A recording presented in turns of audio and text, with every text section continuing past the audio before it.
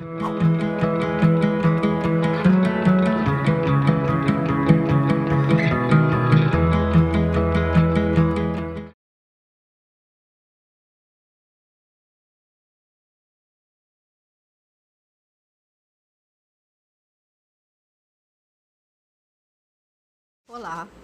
Na nossa aula de hoje, nós vamos trabalhar o tema 4, uma nova unidade, e vamos trabalhar a construção do parágrafo.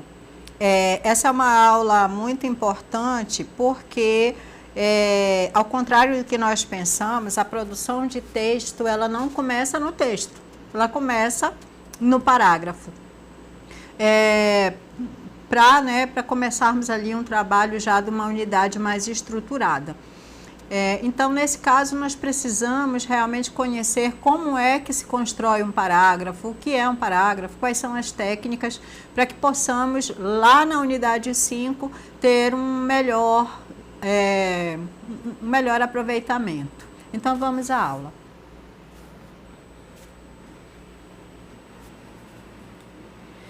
O objetivo desta unidade toda, não é, da elaboração do parágrafo, reconhecer os fatores de textualidade, identificar os diversos tipos de coesão, distinguir os tipos de coesão, aplicar esses tipos de coesão, enumerar os tipos de parágrafos e estruturar os diversos tipos de parágrafos dissertativos.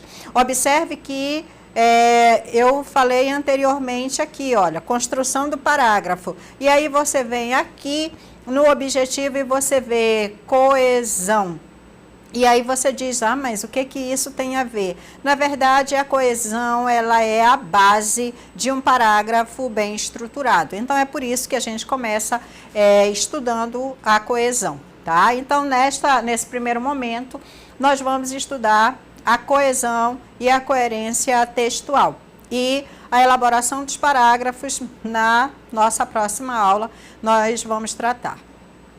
Bem, então, o que é coesão, não é? O que significa essa palavra? Muito falada, né? As pessoas falam muito, porque tem que ter coesão, né, professora? Tem que ter coesão. E quando a gente pergunta, mas o que é coesão? A pessoa diz assim, professora, coesão é quando tem sentido. Não, quando tem sentido é coerência. Professora, então, não sei não o que é coesão. A coesão é todo e qualquer processo que se faz para que o texto se torne um texto e não um amontoado de palavras. Então, é preciso que tenha o quê? Conexão.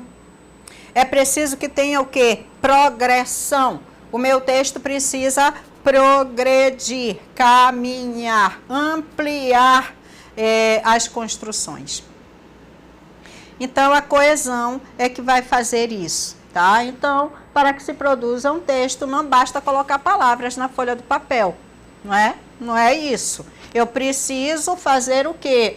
Eu preciso fazer a união das palavras, porque sem essa união, nós não vamos ter o quê? Conexão. Então, aqui, olha, a conexão é um sinônimo de coesão, ok? Então, precisamos unir os elementos gramaticais ao conteúdo, tá? Então, eu preciso saber como eu vou colocar minhas ideias no papel. O que os alunos afirmam, professora, é muito difícil. Eu tenho tudo aqui na minha cabeça. Tudo aqui, professora. Mas quando eu vou colocar no papel, não dá certo. Por quê? Porque a organização, a forma de sistematizar esse conteúdo no papel é diferente da forma como está na nossa mente. Os principais elementos de coesão, tá? Então, os principais elementos de coesão, eles estão relacionados a alguns mecanismos que são gramaticais. Por exemplo, nós temos os pronomes, as preposições, os adjetivos, substantivos, as conjunções. Todos esses aí são elementos gramaticais. que nós aprendemos ao longo de todos os anos que estudamos, desde o ensino fundamental até o ensino médio. Então, esses elementos, eles vão ser agora necessários. Eles vão ser solicitados de você para que consiga aplicá-los ao texto. E essa também é uma dificuldade, porque antes, lá na escola, o professor só ensinava pronome, e aí a gente decorava eu, tu, ele, nós, vós, eles, ó, lhe, me, se, ti, nos, vos, meu, minha, teu, tua, e a gente decorava aquilo e passava na prova. Agora, eu preciso saber como eu vou utilizar para ter um texto mais coeso, mais organizado, tá? Agora, é importante que vocês revejam esses assuntos. Afinal de contas, quais são mesmo os pronomes? Vai lá, dá uma revisada, rever quais são as preposições, quais são as conjunções, tá? Você precisa dar uma revisada nesse assunto, porque isso vai facilitar a tua compreensão de coesão. Sem você ter domínio dessas categorias, você vai ter mais dificuldade para compreender a coesão. Ó, fica claro que só há texto, presta atenção aqui, ó, só há texto se houver conectividade. Em outras palavras, só há texto se tiver coesão, tá? Então, sem coesão, eu tenho um amontoado de palavras, tá? O que que eu tenho? Um texto confuso, truncado, desorganizado, sem sequência. E aí eu não tenho um texto.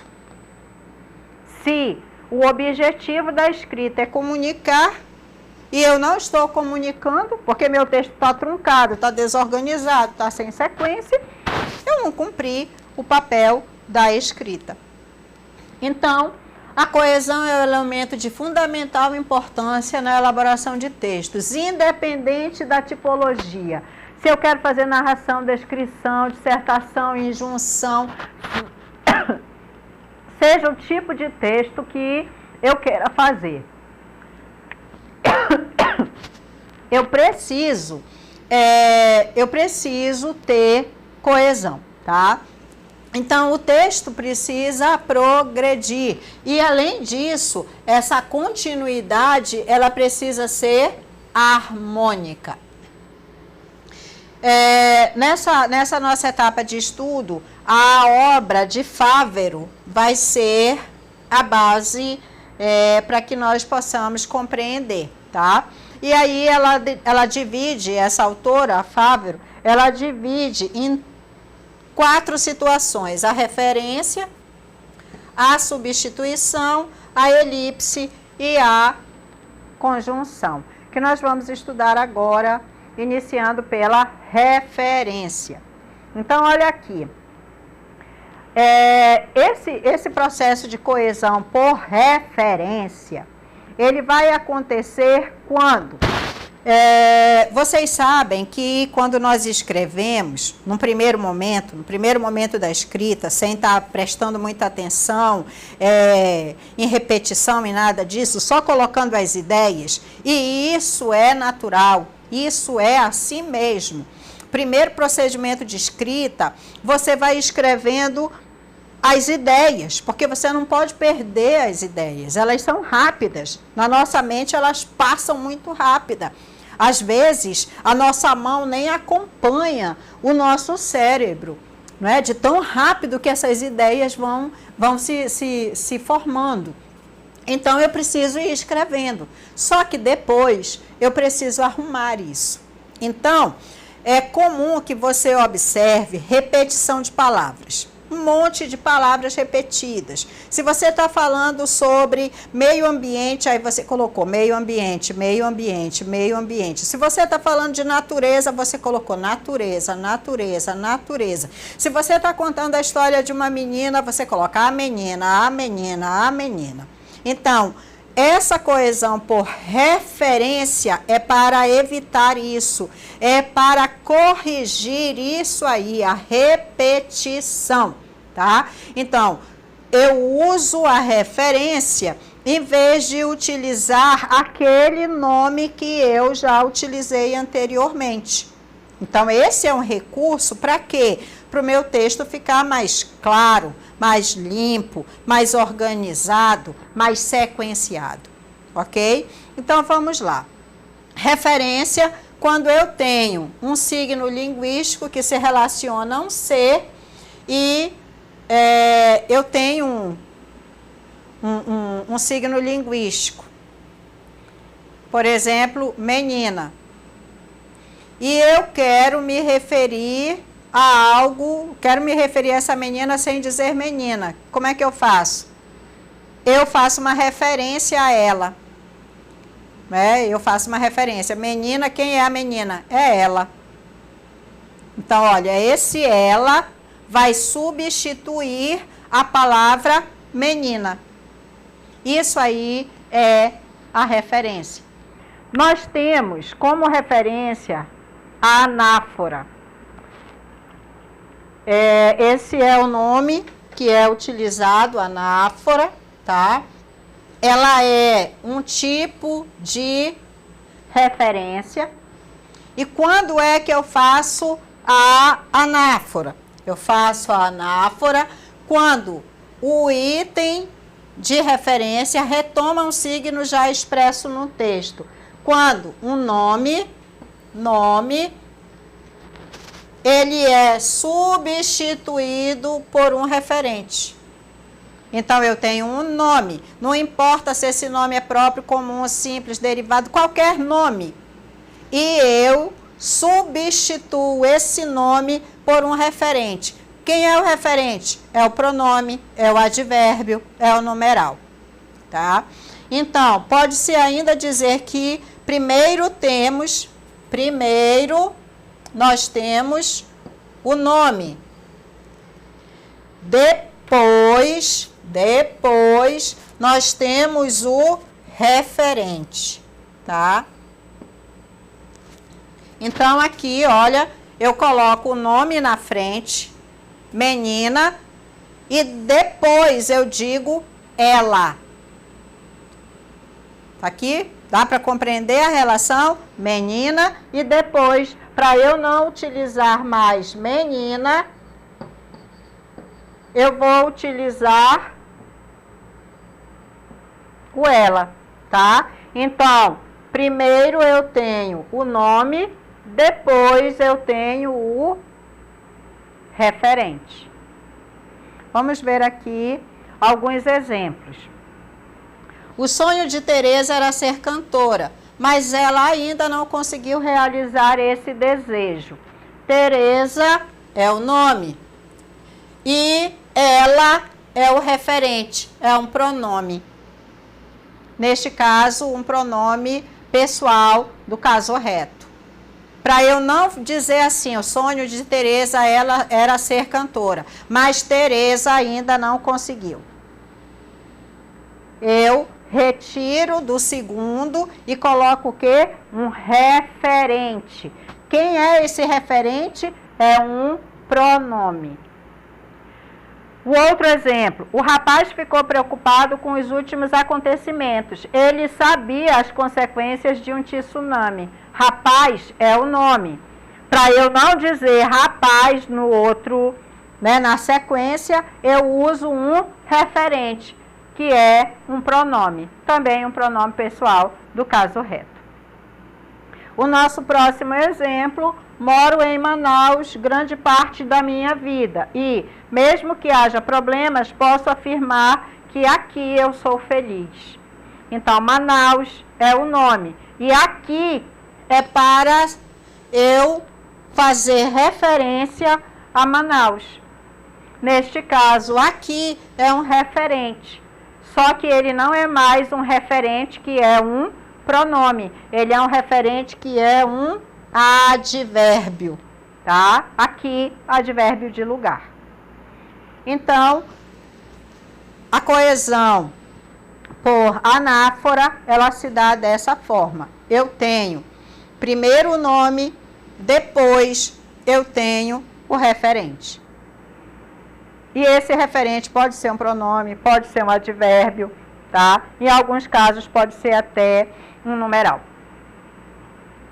Outro elemento que também faz parte da referência, tá? Então observa aqui, ó, também faz parte da referência. É a catáfora. OK? Então nós temos um segundo elemento que vai fazer coesão por referência.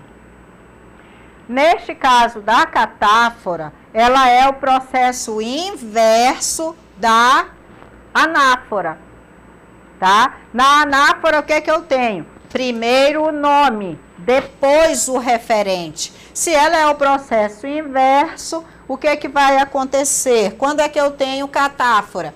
Quando o item de referência antecipa um signo, ainda não expresso no texto. É um processo inverso anáfora. Primeiro temos o referente, depois temos o nome, tá? Então, vamos ver alguns exemplos para compreender melhor. Ela saiu sem dizer nada, não se despediu e parecia estar preocupada. Lembro-me bem deste dia, porque foi o dia em que minha mãe desapareceu. Então, eu começo com o referente. Observem aqui, o referente. Ela é o referente. É um pronome, no caso. E depois é que eu vou dizer o nome. Só lá na frente é que eu vou esclarecer que esse ela é a mãe. Então, nós temos o processo inverso da anáfora. Nesse caso, o que é que nós temos? Catáfora. Lá vivi bons momentos. Brinquei, nadei, comi frutas tiradas do pé. Fui criança e fui feliz. A casa da vovó me traz doces recordações. Então, aqui, ó, novamente, lá é um advérbio, é um referente. Primeiro aparece esse referente. Depois é que vai ter a casa da vovó como sendo o nome. Ok? Então, é um processo inverso. Se vocês perguntarem assim, professora, tanto a anáfora quanto a catáfora são comuns nos textos? Na verdade, a anáfora, ela é mais comum de aparecer nos textos, em especial no jornal. Já a catáfora é um elemento mais sofisticado. Então, eu vou ter catáfora em textos que são mais elaborados. De modo geral, a catáfora ela aparece muito nas narrações, nos romances, né, na literatura. Mas isso não impede que ela apareça também em situações do cotidiano, só que não com tanta frequência. Bem, então aí nós temos coesão por referência. Temos a anáfora e temos a catáfora.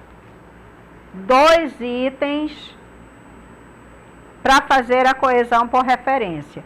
Qual é o objetivo da anáfora e da catáfora? Não repetir palavras, não repetir as mesmas palavras, tá? Eu posso usar no lugar dela um este, um aquele, posso usar ela, ele, posso usar os oblíquos, o ó, o a, o lhe. E aí eu não faço a repetição. Posso utilizar os advérbios aqui, ali, outros advérbios que vão me auxiliar naquele tempo ou naquele lugar. Isso vai fazer com que eu não repita palavras, tá? Então, a anáfora, qual é a principal base dela? Nome primeiro, referente depois. A catáfora, referente primeiro, nome depois, tá? Então, aqui é bem sintetizado, né? Bem objetivo, assim, uma coisa bem objetiva para vocês compreenderem.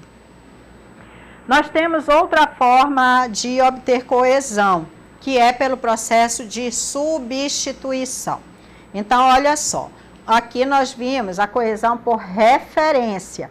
Eu utilizo uma referência no lugar do nome.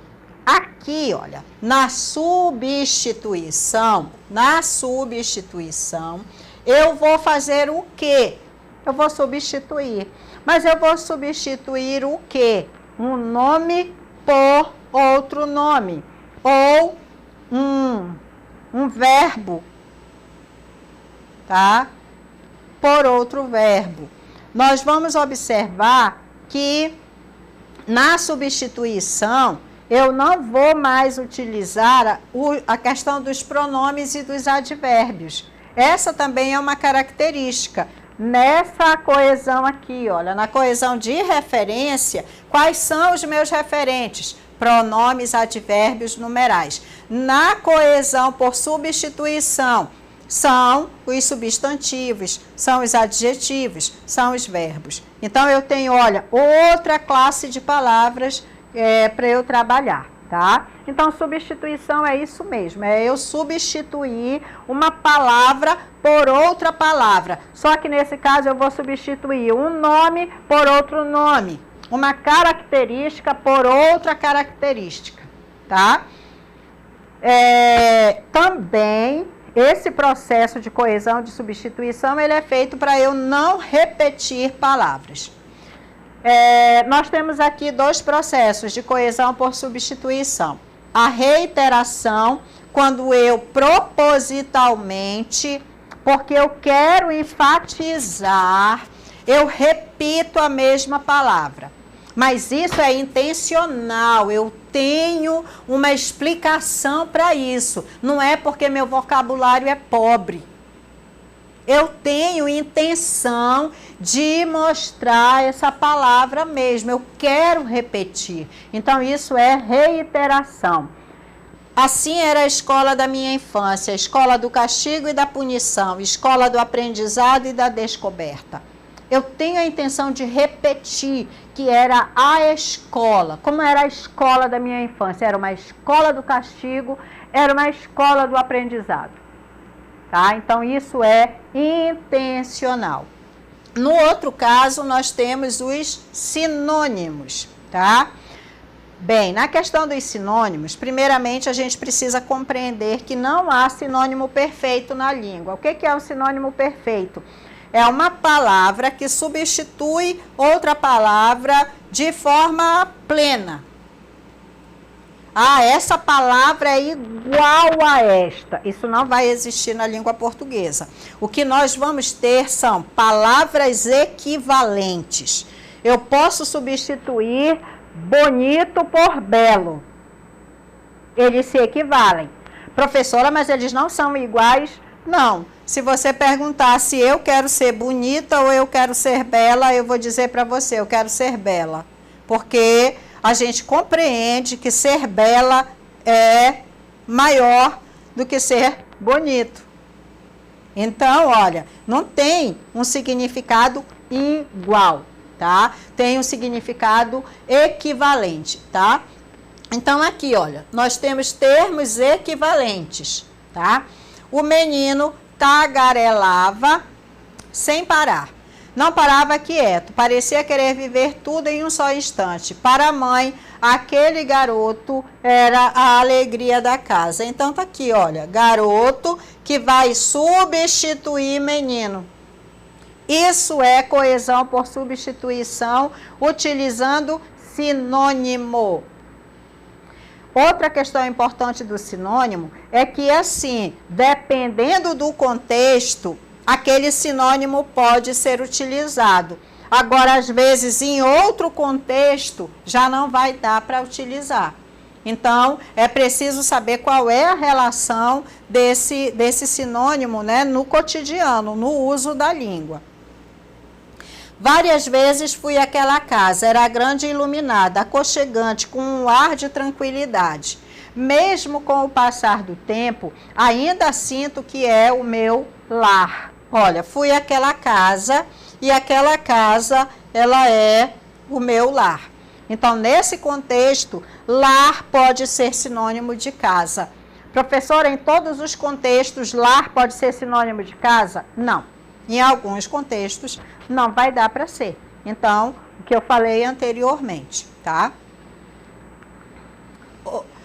Outros tipos de coesão por substituição. Temos o hiperônimo e o hipônimo, tá? Então, olha aí, hiper é maior, é grande, e o hipo é menor.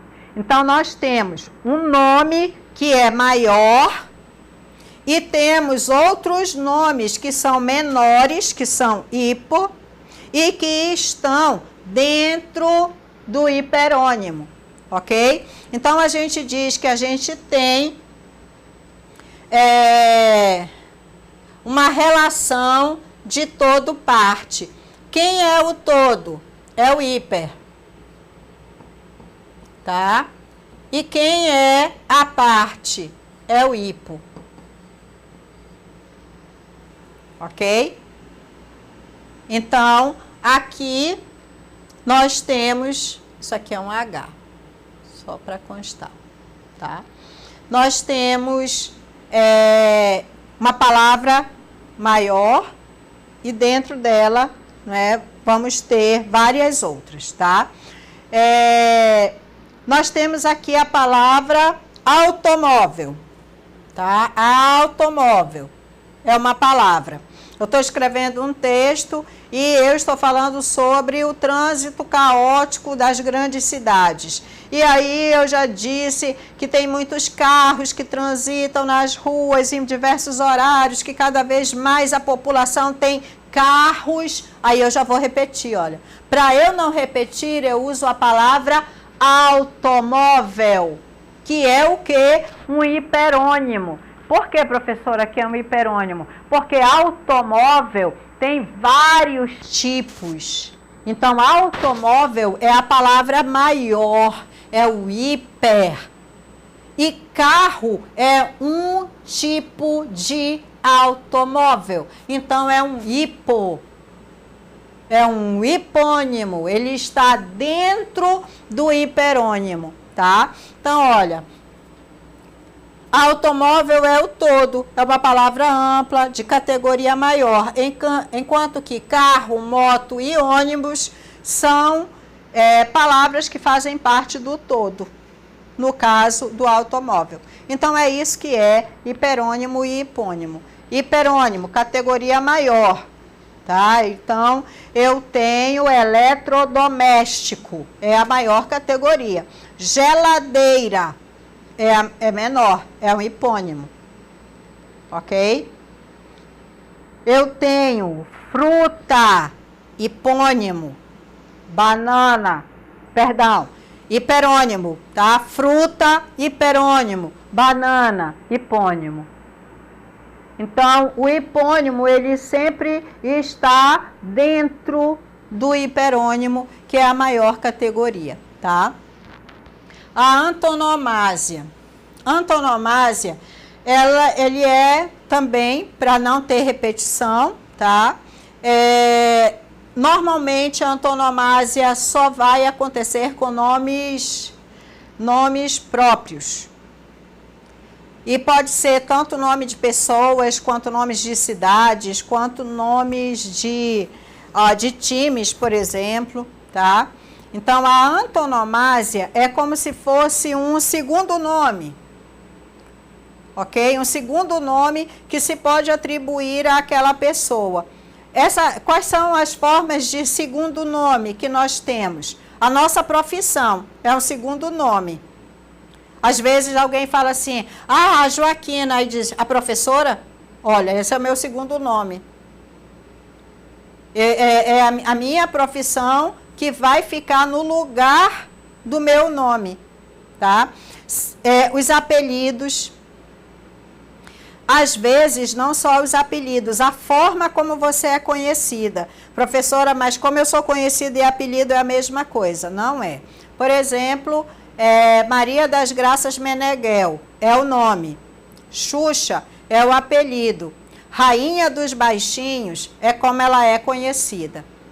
A apresentadora é a profissão. Tá? Então, olha, aqui nós temos 3 antonomásias.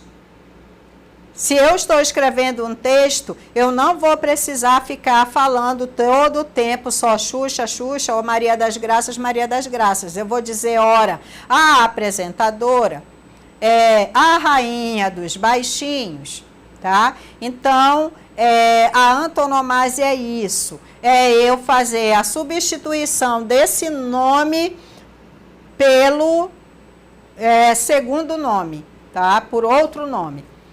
É importante também destacar para vocês que esse nome não sou eu que dou, eu não dou o apelido, eu não falo como a pessoa é conhecida. Isso daí já está socialmente estabelecido. Os meus apelidos pessoais, as minhas formas de falar daquela pessoa, isso não vai ser antonomásia. Porque a antonomásia ela já está no mundo, ela já está socialmente reconhecida, tá?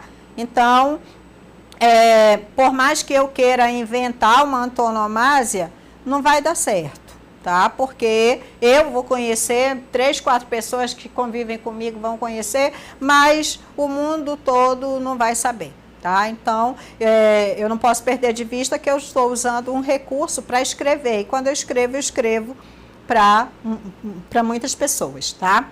Então, aqui, olha, quando ela baseia no nosso conhecimento de mundo, né? São apelidos, profissões, como a pessoa, objeto, lugar é conhecido. Também pode ser características próprias da pessoa, como a nacionalidade. Aí você coloca a brasileira, né? Isso já vira uma marca. Ou às vezes você diz o carioca, também já está substituindo a pessoa. O nosso exemplo aqui, olha, Michael Jackson, nome próprio. Michael Jackson foi um cantor de grande sucesso nos anos 80. Era um artista, profissão, versátil. Tanto dançava quanto cantava, mas ainda hoje o rei do pop, como ele era conhecido, né, tem grande prestígio no campo da música. Pena que o cantor profissão não esteja mais entre nós, pois ainda tinha muito a contribuir no campo artístico. Então, olha, aqui, profissão e como era conhecido. Isso aqui, eu tenho 3 antonomásias para eu não me referir àquele nome, para eu não ficar repetindo só aquele nome, tá? Antonomásia. Outro elemento de coesão que nós temos é a elipse. A elipse, ela também entra nessa categoria de substituição, só que ela não faz substituição de um nome por outro nome. A gente diz que ela faz uma substituição por zero. Ó, isso é importante. Ela substitui pelo nada. Ela deixa em branco lá. Pô, professora, mas isso também dá para fazer?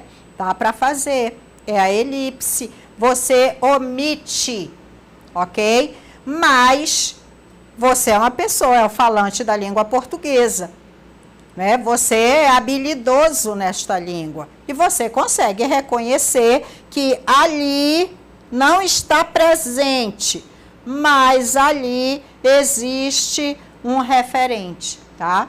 Então, aqui, vamos observar como isso vai acontecer. Como é que essa omissão vai acontecer? O jogador de futebol vivia um momento de grande tensão. Então, jogador de futebol é o nome, tá? Jogador. Pois, se não fizesse um gol, poderia perder seu contrato. Durante a partida, não mediu esforços para conseguir o que tanto queria, o gol. Ó, bem aqui, ó, durante a partida, não mediu esforços. Aí eu posso fazer a seguinte pergunta: quem é que não mediu esforços? O jogador. Mas aqui não tem nada. Não está escrito nada. Por quê? Porque foi omitido. Isso aí é uma elipse. Quando, sabendo que é possível compreender o que está sendo dito, eu não repito e nem utilizo o ele, porque se eu utilizasse aqui o ele, era um recurso válido, mas eu estaria fazendo, em vez da elipse, eu estaria fazendo a anáfora, ok? Então, se eu sei que é possível recuperar o nome sem eu colocar lá, tranquilamente eu faço isso e o meu texto vai progredindo, ok? Então, a elipse é quando eu substituo pelo zero, pelo nada, mas é um elemento que é facilmente recuperado.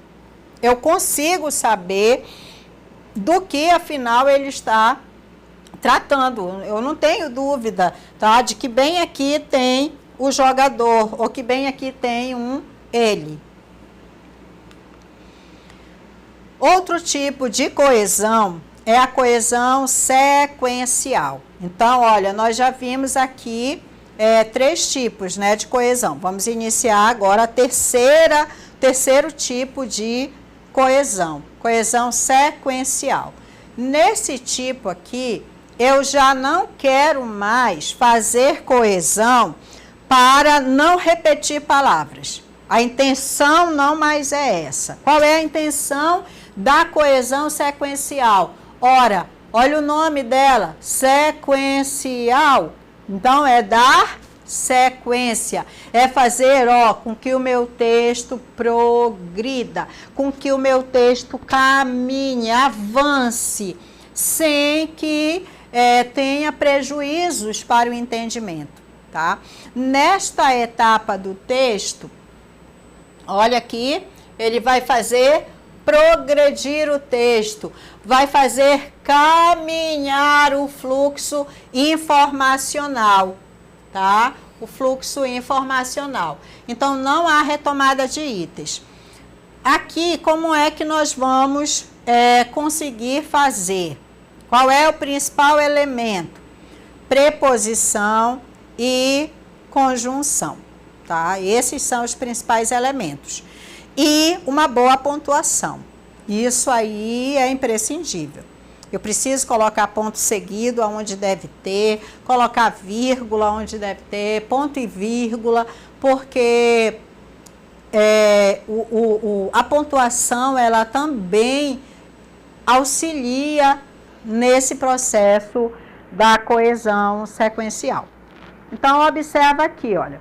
Gosto de você, aí tem um corte. Não gosto do seu irmão, corte. Eu tenho, em vez de eu ter um período só, eu tenho 2 períodos que estão como sem conexão. Sem conexão. Mas eu quero fazer com que isso caminhe, com que isso progrida. Gosto de você, mas não gosto do seu irmão. Agora, eu tenho um único período, tá? E esse mais aqui estabeleceu a relação de adversidade, ok? De ideia contrária. No nosso outro exemplo, gosto de você e do seu irmão. Uma ideia de adição. Aqui, olha, eu gosto dos 2. Aqui, eu gosto só de um. Como é que a gente sabe disso? Isso aqui, ó. Isso aqui, a conjunção, ela vai definir o nosso entendimento, tá? Então, aqui, se eu uso mais, é adversidade. Se eu uso o e, é adição. Um tipo de coesão sequencial é a sequenciação temporal. Então, eu tenho 3 formas de sequenciação temporal. Uma ordenação linear. Linear, ó. Eu dormi, eu acordei, eu tomei café, eu saí. Linear, ó. Na sequência dos fatos, tá bom? Isso daí é a ordenação linear. Então, é uma ordem cronológica. Vim, vi e venci. Ó, eu fiz isso nessa ordem. Eu vim, eu vi e depois eu venci. Acordou, tomou o café e saiu apressado. Ó, sequência cronológica, tá? Observem que aí, como é que ele faz o processo de coesão? Só pela ordem linear dos fatos. Ele arruma por essa sequência linear. Ele não precisa de uma conjunção, tá? Ou de uma preposição. Ordenação temporal. Ela se dá pelo encadeamento dos fatos, na sequência dos acontecimentos. Então, como é que esses fatos foram encadeados? Olha aqui. Primeiro, depois. Então, ó, como isso vai sendo encadeado? E neste caso, olha, ele já tem os elementos de coesão próprios. Já tem ali os conectores, que estão dando esse direcionamento. Olha, as palavras primeiro, depois. Ó, trataremos agora, olha o marcador de tempo. Para mais tarde.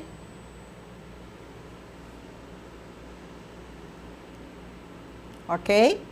Então, ele faz o quê? Uma ordenação por tempo. E nós temos a partícula temporal, que é os marcadores. Marcadores que ficam no texto. No caso, ó, hoje é um dia muito importante. É um marcador textual, tá? Então, eu posso fazer sequência temporal, no meu texto. Eu vou marcando como os fatos foram acontecendo. Eu tenho sequência por conexão.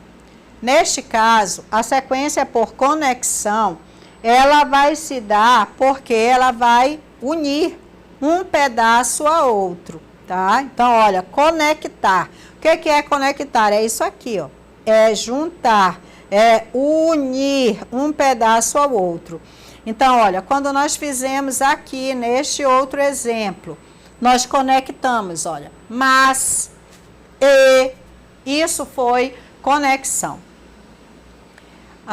Então, a conexão é o que? Unir e juntar.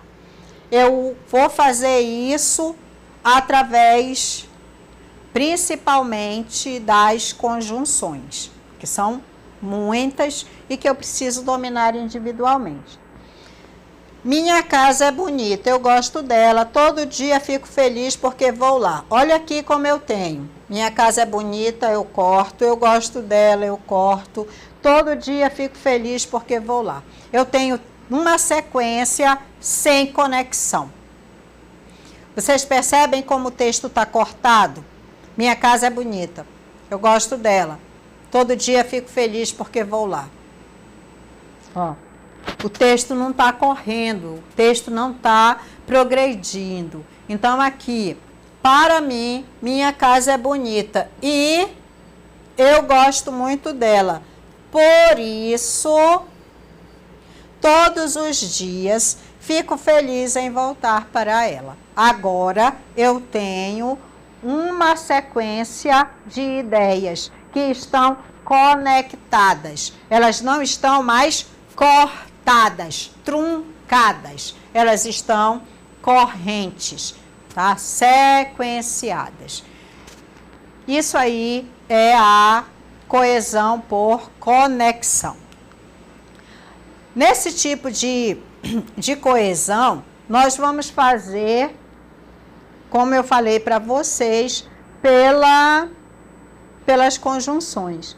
E aqui, olha, eu trouxe uma tabela de conjunções. Quando vocês tiverem dúvida, eu aconselho que você que você tire uma cópia disso aqui, só dessa tabela, sabe? Ah, você é aquele aluno dedicado, você é aquele aluno que quer mesmo investir numa produção de texto melhor, tá? Tire tire uma cópia disso e ande com você. Ande com você dentro da sua bolsa, do seu caderno. Na hora que você precisar escrever, consulte a tabela. Veja qual é a conjunção que você pode utilizar.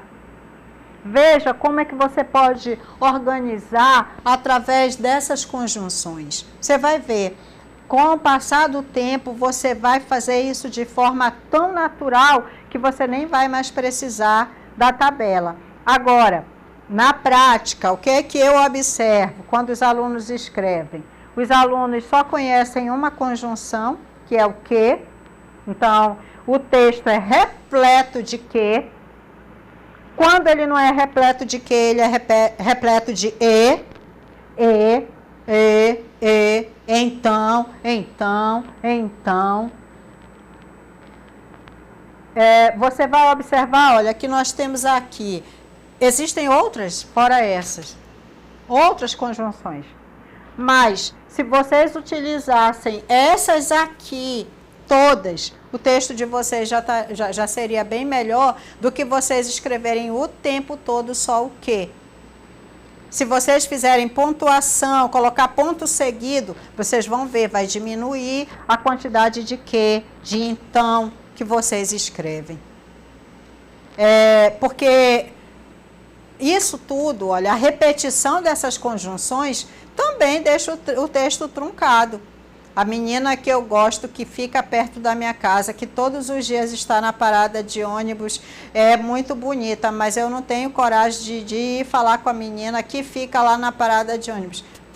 Um texto que não está, olha, até que se eu conto essa história, tudo bem, todo mundo compreende, mas quando isso vai ser escrito, aí é diferente, aí eu vou ter um texto com mais problemas, tá? Então, aqui, a coesão, nesse sentido aqui, ela vai ser feita pelas conjunções, tá?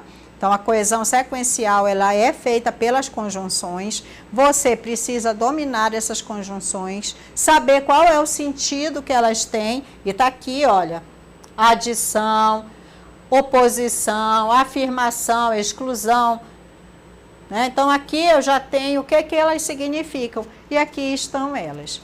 Eu só preciso utilizá-las, tá? Bem, nós já vimos, então, o processo de coesão, tá? Vimos lá, estudamos como se dá o processo de coesão. Vamos ver agora como pode acontecer a coerência, né? No início da nossa aula, eu disse assim, muitas pessoas acham que coesão é quando tem sentido, né? Aí eu disse, não, sentido é coerência. Então, é isso. Eu preciso estabelecer uma lógica para o texto que eu escrevo, tá? De modo geral, coesão e coerência, eles caminham juntos, tá? Por quê? Porque se eu não faço uma boa coesão, o meu texto não tem sentido. Se não tem sentido, ele fica incoerente, tá? A coerência narrativa, quando as implicações lógicas entre as partes não são respeitadas. Então, quando eu, em vez de colocar o início, o desenvolvimento, a conclusão, eu deixo de colocar uma dessas partes. Ei, professora, mas eu já assisti a filmes em que o filme começa pelo final. Pois é, mas depois vai ter início e desenvolvimento. Então, você não pode omitir essas partes, ok? Então, isso é a coerência narrativa. A coerência argumentativa, ela vai ser como você vai direcionar seu texto. Você vai ter uma ideia principal, depois dessa ideia principal, você vai desenvolver, tá? Então, olha, relações de implicação ou de adequação entre pressupostos ou afirmações e as conclusões decorrentes. Aí ele mostra que alguns raciocínios lógicos, eles não são lógicos no campo da argumentação. Por exemplo, toda cidade tem pobres. João Pessoa tem pobres. Logo, João Pessoa é uma cidade. Quer dizer, eu não posso chegar a essa conclusão, embora ela pareça lógica, mas ela não é. Por quê? Né? Olha, tem uma afirmação inadequada, porque pode haver lugar em que lugares que não são cidades e que há pobres, mas que não são cidades, ok? Dois outros tipos de coerência são a coerência espacial, que é a compatibilidade entre os enunciados do ponto de vista de localização no espaço. Então, observa, certa vez eu pedi que os alunos fizessem uma descrição. Eles podiam estar no alto de um prédio ou eles podiam estar embaixo, tá? O prédio, sei lá, tinha 20 andares. Aí eu tive aluno que descreveu assim, olha, estou no 20º andar e olho para baixo. Vejo a mulher com sua unha vermelha pintada, com sua unha pintada de vermelho. Rapaz, isso aí é incoerente. Porque o espaço, não é? A distância dos espaços não permite que você, lá no 20º andar, consiga olhar para a mulher que vai passando de mão para baixo e você consiga ver a cor da unha da mulher, tá? Então, ó, tá vendo? Isso seria uma incoerência relacionada ao espaço. Ele não está mensurando qual é a distância do espaço e o que ele consegue visualizar ou não, tá? Coerência figurativa, quando a gente tem uma compatibilidade entre os temas e as figuras. Então, por exemplo, se eu for trabalhar com violência, isso é um tema. Violência tem algumas figuras. A arma é uma figura, morte é outra figura que está relacionada à violência, a polícia, o criminoso. Então, são figuras que fazem parte desse tema. Mas aí, se eu colocar dentro do tema violência e eu utilizar, sei lá, sapo, talvez ocorra uma incoerência, porque aí, se eu estou tratando da violência urbana e eu coloco um sapo, é uma figura que não está adequada a esse tema, tá? Outros tipos de coerência é o nível da linguagem. Então, eu estou fazendo um texto formal e aí eu uso linguagem informal. Estou sendo incoerente. Ou ao contrário, eu estou fazendo um texto mais descolado, um texto mais assim impessoal, não estou fazendo um texto tão formal e aí eu uso palavras sofisticadas.